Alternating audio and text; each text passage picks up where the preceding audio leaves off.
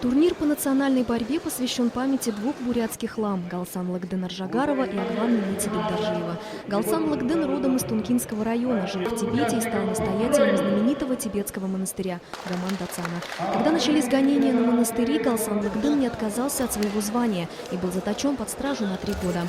Агван Нимай из Играевского района жил в Тибете и уехал вместе с буддистами на юг Индии, где стал первым настоятелем Гаман-Дацана. Мы считаем, что этот турнир, он именно для нашей молодежи, для нашего подрастающего поколения имеет большое, важное воспитательное значение.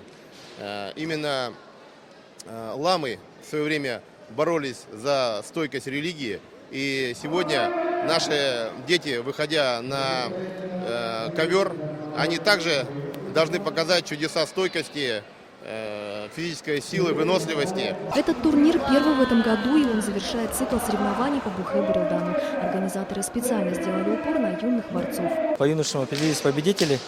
То есть традиционно те дацаны, которые выставляют сильный состав, они выставили. Неплохо выступили команды с Баргузина, приезжали, у них чемпион, много призеров. Также семигийские, джиджинские, закамьские.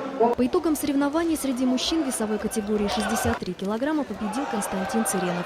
В весе 75 – Саян Гармаев. Среди тяжеловесов победу праздновал закаменский борец Ленчин Санжиев. Анна Дергаусова, Родная Булабадна, Вести, Бурятия.